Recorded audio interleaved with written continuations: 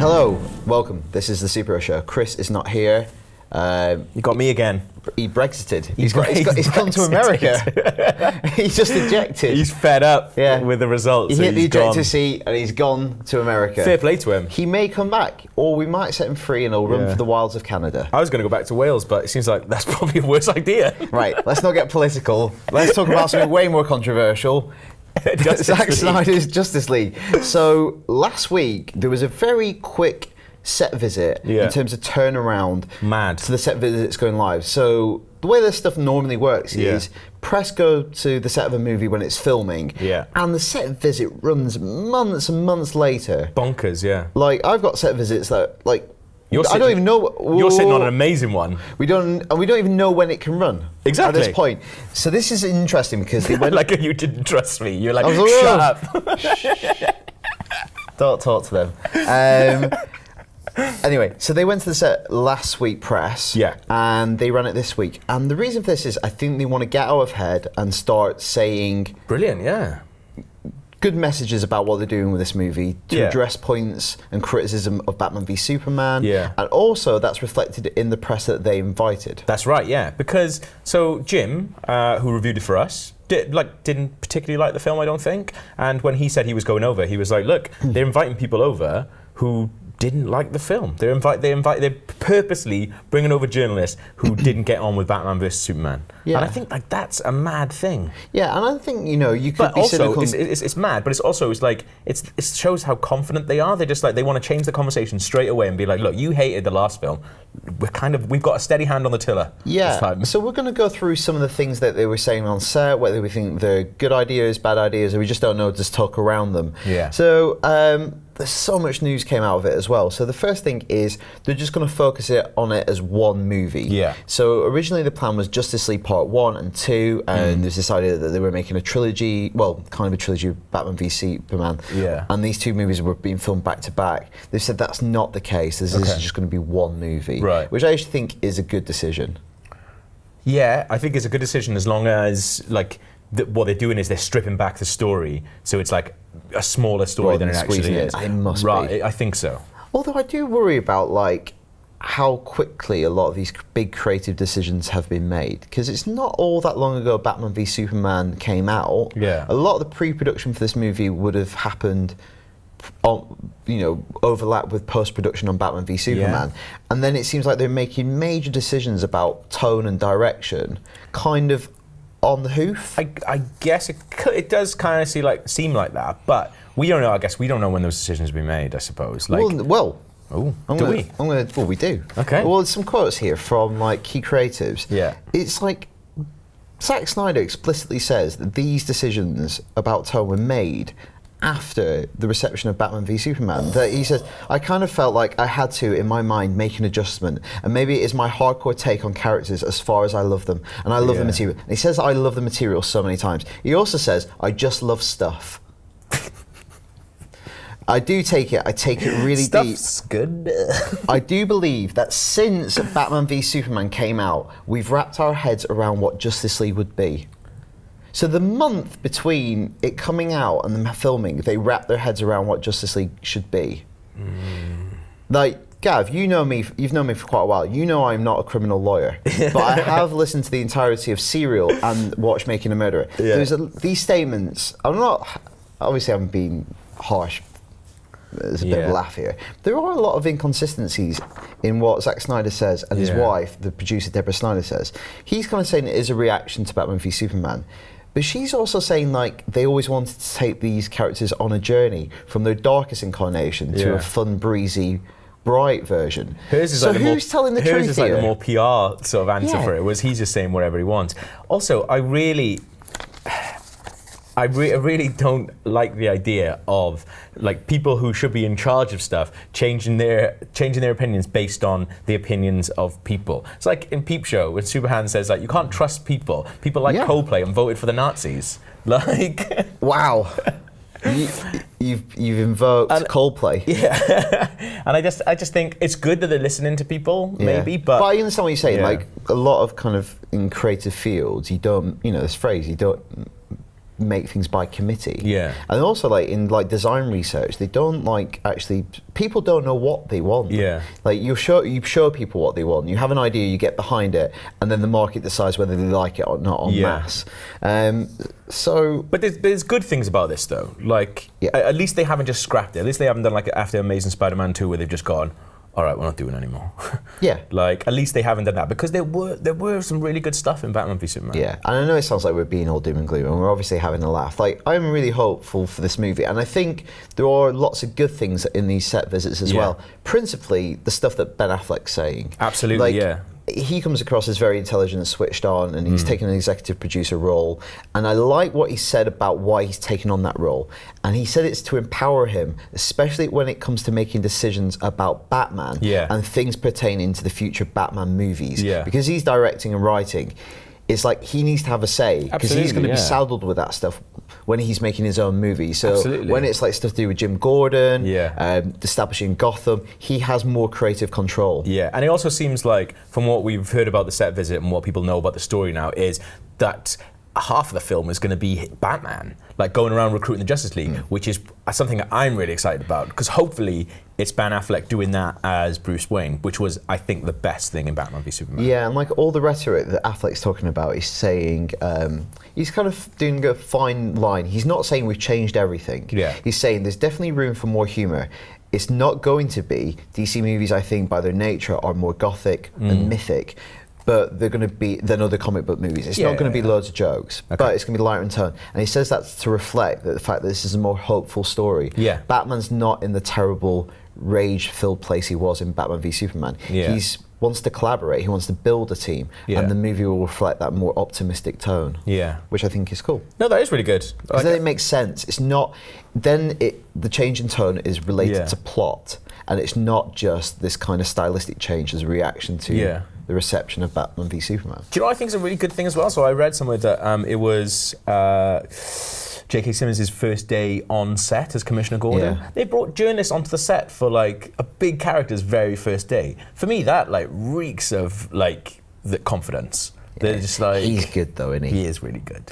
But what was really good about that was like lots of people saying, because obviously there was that picture of him that went viral where he's like absolutely buff and looking I actually amazing. find that a bit horrible to look at. It kind of freaks me out. It's just, he's so veiny. I think it looks badass. I think he might explode in my face. I think that's for a film that isn't Batman v Superman. Just it must a personal film. Because all the stuff that we've read is like he is going to be like classic Gordon, sort of like with the hat and the big coat and stuff like that. Like, and there was actually one scene with the Flash that I think sounds hilarious. Yeah, it sounds like the Flash is kind of in awe of Batman, and he's like, he catches a Batarang mid-air and then he asks if he can keep it. It's like, sweet. Yeah.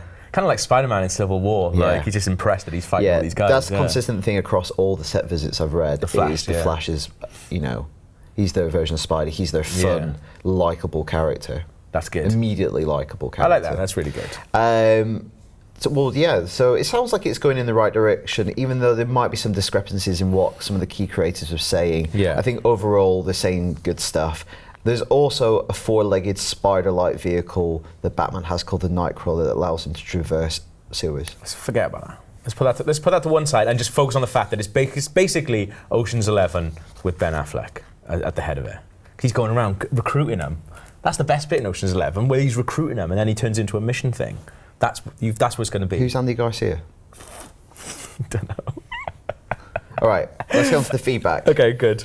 This is from Eric Triggs. He's from Iowa, the USA. Daniel and Chris, or Gav. After you guys touched a bit last week on whether or not it would be good to see the X-Men come home to Marvel in the MCU. That was me last week as well. I know, unbelievable. Unbelievable, Eric. Am I the only person who isn't too crazy about the idea for the following reasons? One, what rubbish are you talking about last week without me? This is really good. Number one, Marvel already has a full movie slate and enough new, never explored characters still yet to be introduced that they don't need the X-Men. The same can be said of the X-Men TV universe. Neither is lacking in characters or storylines. That's true. X-Men is never lacking in characters. Yeah. Two, with the massive superpowered individuals already introduced and soon to be introduced in the MCU, wouldn't the large cast of X-Men mutants only diminish the powers of the great characters already out there? I really like this guy. He's got a hard-on for logistics. I like someone who gets excited by logistics. Also, numbered bullet points. Yeah. Always appreciated. Excellent. Here on the Superhero Show. Yeah. There's lots of things we love on the Superhero Show, primarily superheroes. and bullet points. well, yeah, just good typography. Logistics.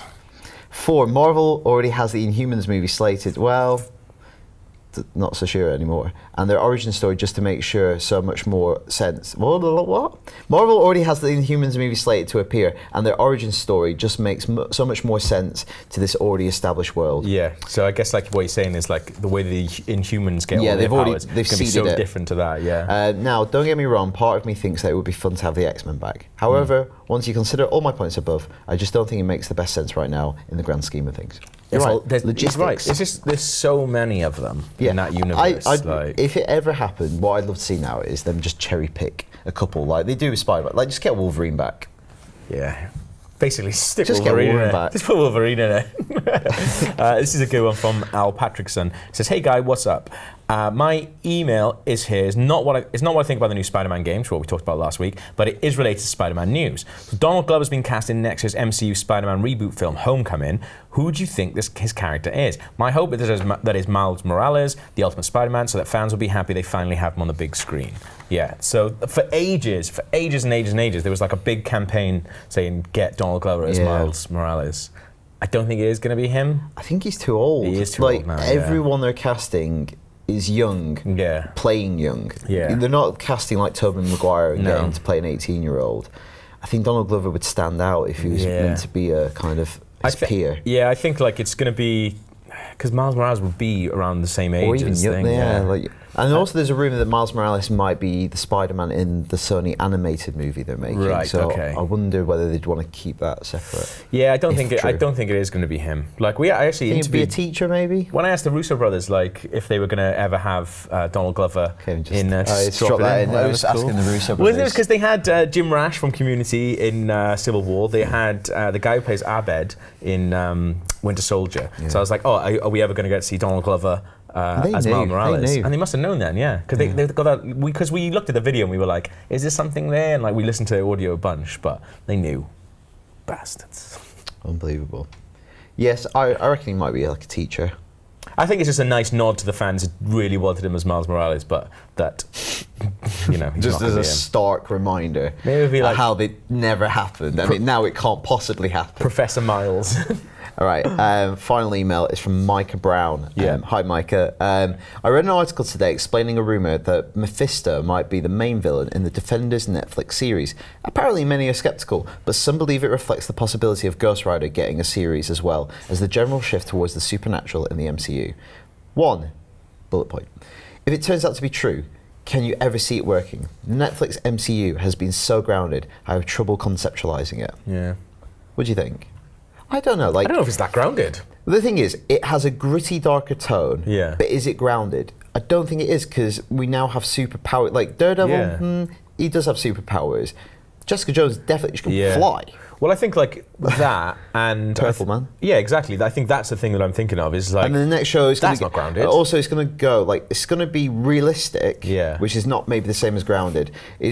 And Luke Cage even more so, man with bulletproof skin, and then Danny Rand even more supernatural stuff. You've got to. I think at some point you've got to kind of make the leap. Yeah. I think they're seeding it like. I think people are just kind of worried that it's not going to fit in with why they enjoy Jessica Jones and Daredevil, which is the fact that it is like super grounded and it feels like it's super grounded in reality. But I think there's a way of doing this in like just as Purple Man is effective. Yeah. He's got outrageous abilities. I think like that's the good thing. Like they've sort of snuck that stuff in under the radar, under the guise of like a detective I think drama. that makes it almost more sinister. Like he's an incredibly sinister villain, and if they have Mephisto, this kind of devil-like character, the devil can embody that in a really interesting form. Yeah. Also, don't forget as well that these are going on in the Marvel Cinematic Universe as well. Like that's the universe that they're in. Do you know what I mean? So like all the stuff that's happening with the Avengers, that will happen in these guys' worlds. If I'm correct, Mephisto can take many forms, so perhaps he could act as a human villain who reveals his true form later on.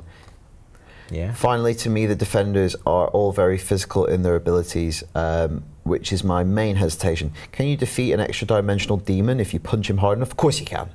In the nuts. Go. That's a good point, though. All then of it stuff sort is of worked based for Loki. Yeah, true. But these characters have faced similar threats before, and I think it's interesting. If they're all going to have very human, like villains in their individual series. Yeah.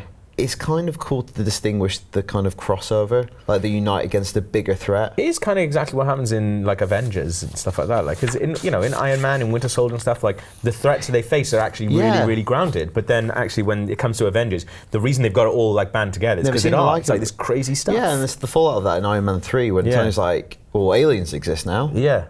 I fought aliens, and it changes the entire worldview. Absolutely awesome feedback. Like I've only been on the show a couple of times, but I'm always blown away by how awesome the feedback is. So if you have anything you want to let us know about or ask us, it's superheroshow@ign.com. And that is the end for another week. Will I be back next week? Who knows? What a cliffhanger.